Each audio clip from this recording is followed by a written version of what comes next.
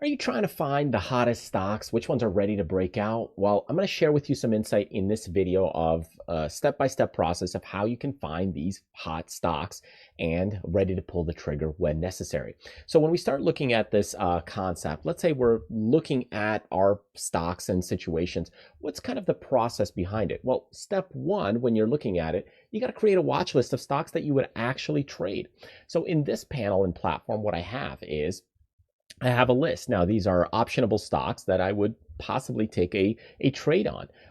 Not all of them I would pull the trigger. Some of them I just like to watch and see how things are progressing. But yeah, most of them I wouldn't hesitate to pull the trigger. Now, if there's something underneath the surface that I say, hey, you know what, it's not moving well, or the last month or two it's not moving well, then maybe I wouldn't pull the trigger. But in general, these are some really good stocks that I've made a list of. So once you have your list, whether that's a stocks between $10 and $20 or $30 and $50, that's kind of what you're doing, is fine tuning things based on stocks you would actually trade or tradable vehicles. The second thing that you want to take a look at is set up conditions on when you would take the trade. And we can take a look at all kinds of different conditions. Now, this might be a condition based on moving average. It could be support resistance. It could be a condition based on MACD, stochastics, and a lot of indicators. So there's a lot of different conditions out there that you could go in and take a look at. For me, for this example, I'm just going to use a simple moving average. We could do a 21-day moving average, or a 34-day, or a 55-day exponential moving average, and we could take that approach. So the next thing that you'll want to do, step 3, is wait and be patient for the condition to trigger. So when I have this chart set up, sometimes it's really busy. So the way that I set this up is I kind of color code and highlight certain things. So if I've got a moving average here, this is a 21-day, I'm waiting for that condition to trigger. So here I've got that condition and it might be triggering. So it color codes the bar for me as that condition is triggering. It makes it a lot easier. And you could go through a lot of stocks where here's AMC, here is AAL. You can see this trend has been going down, down, down, down, down. And when this pops back up, that could be the trigger. So you could go in and set an alert. So I might do something like that, and where price history breaks up or crossing up the moving average of 21.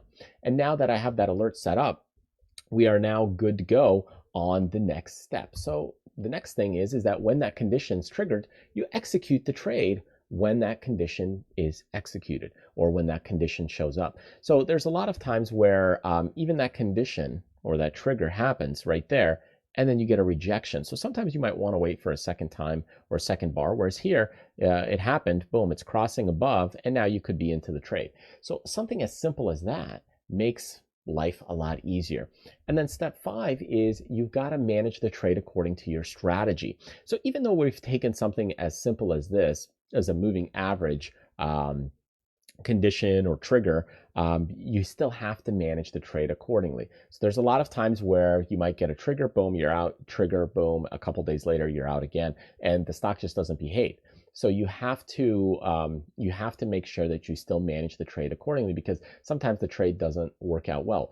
For example, over in this case on FSLR, it happened, it was above it, but all of a sudden, after a while, it reversed. So you might say, well, you know what, I'm waiting for a longer term downtrend, and then I'm waiting for a pop. And that's where things like right now, looking at AAL, this is going down, and maybe you're waiting for a move higher. So the point being is that you have to have those things in place. My point is to show you the step-by-step process of how you would do it. There's a lot of variables to setting up triggers, conditions, and that kind of thing. And if you have questions, feel free to write in the description below, write a comment, let me know. You can also visit our website. There's a lot of great tools and resources on our website. Just check out tradersfly.com, or even our freebie site at criticalcharts.com, where there's a lot of blogs and insight there.